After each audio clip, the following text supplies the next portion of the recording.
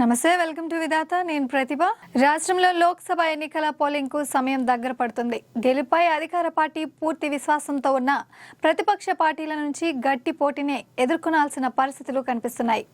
అధికారంలో ఉన్నామనే మత్తులో ఏ మాత్రం ఆదమర్చినా అది ప్రతిపక్షాలకు చేజేతల అవకాశం కల్పించినట్లేనని రాజకీయ విశ్లేషకులు చెప్తున్నారు.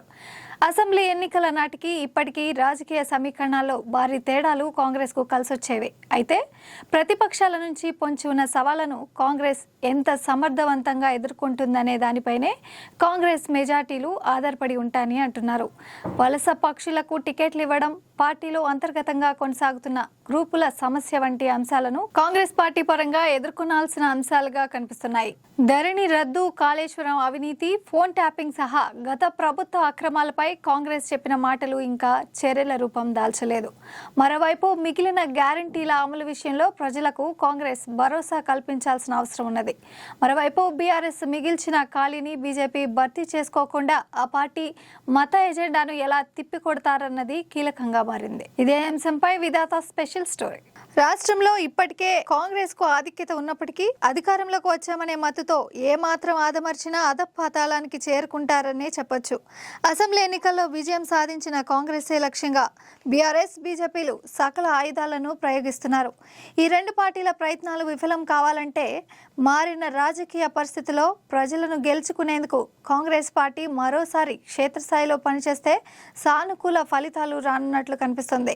అధికారంలోకి వచ్చిన కాంగ్రెస్ పార్టీకి అనుకూల పరిస్థితులతో పాటు ప్రతికూలతలు కూడా ఉన్నందున ఈ ఎన్నికలను ఆసామాషిగా తీసుకుంటే ఇబ్బందులు తప్పవంటున్నారు విశ్లేషకులు. ప్రస్తుతం కాంగ్రెస్ పార్టీ ఆధిక్యత కనబరుస్తున్నప్పటికీ ఆ పార్టీ సర్వే నిపుణులు కేసీ వేణుగోపాల్ వంటి అధిష్టానం నేతలు మాత్రం విజయంపై అతి విశ్వాసం పనికిరాదంటూ చేస్తున్న హెచ్చరికలు లోక్సభ ఎన్నికల టఫ్ ఫైట్ కు నిదర్శనంగా కనిపిస్తున్నాయి.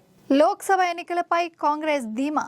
కాంగ్రెస్ పాలన, పథకాల అమలు, పార్టీ జాతీయ మేనిఫెస్టో అంశాలు తోడై పార్లమెంట్ ఎన్నికల్లో మెజార్టీ సీట్లు గెలుస్తామన్న ధీమాతో కాంగ్రెస్ రాష్ట్ర నాయకత్వం ఉంది. అసెంబ్లీ ఎన్నికల్లో చూపిన ఆదరణ పార్లమెంట్ ఎన్నికల్లోనూ చూపుతారన్న నమ్మకం నాయకత్వంలో కనిపిస్తుంది. అదీగాక అసెంబ్లీ ఎన్నికల అనంతరం బీఆర్ఎస్ నుంచి భారీగా సాగుతున్న బీఆర్ఎస్ ఎంపీలు, ఎమ్మెల్యేల నుంచి నియోజకవర్గంలో కీలకమైన నాయకులు క్షేత్రస్థాయిలో ప్రజాప్రతినిధుల చేరికతో పార్టీ బలం పెరిగిందనే అంచనాతో ఉన్నారు. కీలకంగా మారిన మైనార్టీలు.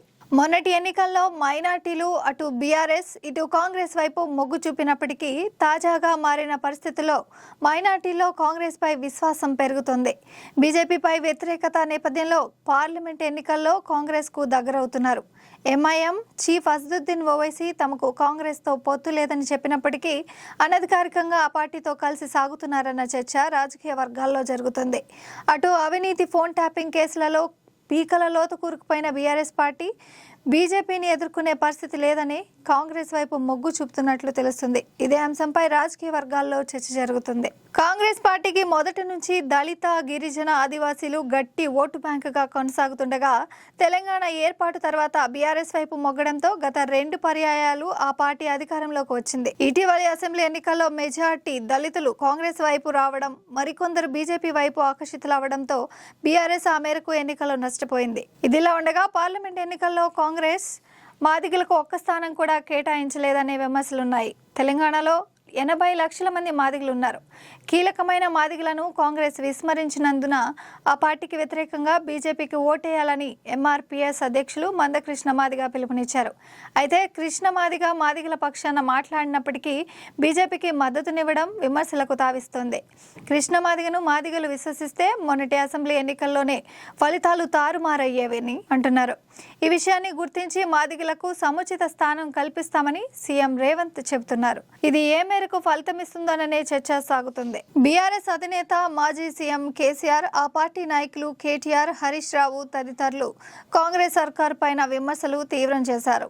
కరువు, సాగు, తాగునీటి సమస్యలు కాంగ్రెస్ ఎన్నికల హామీలను అస్త్రాలుగా విమర్శల దాడి ప్రజల్లో కొంత ప్రభావం చూపితే కాంగ్రెస్ ఓట్లకు గండిపడుతుంది. అసెంబ్లీ ఎన్నికల్లో ధరణి రద్దు, కాళేశ్వరం అవినీతి, ఫోన్ ట్యాపింగ్ సహా పలు బీఆర్ఎస్ పథకాల అక్రమాలపై విచారణ చేపట్టి దోషులను శిక్షిస్తామని చెప్పినప్పటికీ 100 రోజుల పాలనలో ఎలాంటి చర్యలు కనిపించకపోవడం ప్రజల్లో కొంత అసంతృప్తికి కారణమవుతుంది.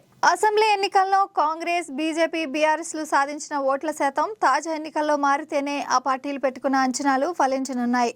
కాంగ్రెస్ కు బీఆర్ఎస్ కు మధ్య కేవలం 2% ఓట్ల తేడా మాత్రమే ఉందని, ప్రస్తుతం కాంగ్రెస్ 100 రోజుల పాలనపై ప్రజల్లో, రైతుల్లో నెలకొన్న వ్యతిరేకతతో కాంగ్రెస్ ఆ మేరకు ఓట్లు నష్టపోతే తమకు ఈ ఎన్నికల్లో లాభం చేకూరుతుందని బీఆర్ఎస్ ఆశలు పెట్టుకుంది.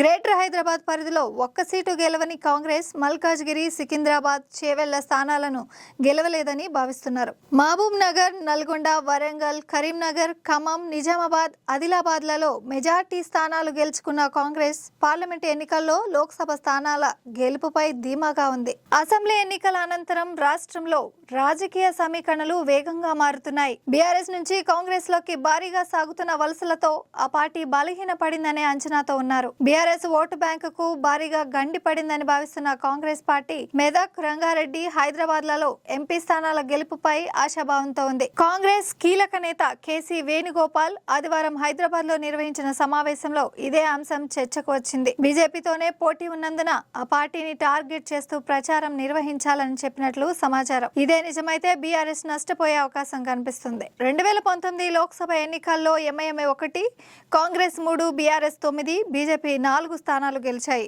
2023 అసెంబ్లీ ఎన్నికల్లో కాంగ్రెస్ 10 లోక్సభ స్థానాలు, పెద్దపల్లి, కరీంనగర్, జహీరాబాద్, మహబూబ్ నగర్, నాగర్ కర్నూల్, నల్గొండ, భువనగిరి, వరంగల్, మహబూబాబాద్, ఖమ్మం స్థానాల్లో మెజార్టీ అసెంబ్లీ సీట్లు కాంగ్రెస్ సాధించింది.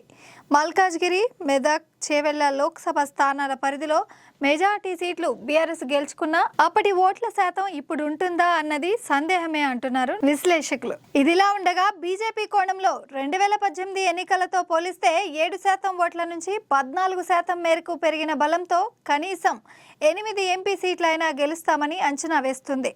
నిజామాబాద్, ఆదిలాబాద్ లోక్సభ స్థానాల పరిధిలో 6 అసెంబ్లీ స్థానాలు గెలవడంతో పాటు ఆ పార్టీ 58 స్థానాల్లో 20,000 నుంచి 1,00,000కు పైగా ఓట్లు సాధించడంతో పార్టీ బలం మరింత పెరిగిందని కమలనాథులు విశ్వసిస్తున్నారు. ప్రస్తుతం నిజామాబాద్, ఆదిలాబాద్, కరీంనగర్, సికింద్రాబాద్ ఎంపీ స్థానాలు బీజేపీ ఖాతాలో ఉన్నాయి. పెరిగిన ఓట్ల బలం, ప్రధాని మోదీ చరిస్మా, కేంద్రంలో మళ్లీ బీజేపీ ప్రభుత్వమే వస్తుందనే విశ్వాసంతో అధిక సీట్లు గెలుచుకోవాలన్న ఆశతో బీజేపీ ఉంది. అయితే క్షేత్రస్థాయిలో పరిస్థితులు సానుకూలంగా లేవనే విమర్శలు ఉన్నాయి.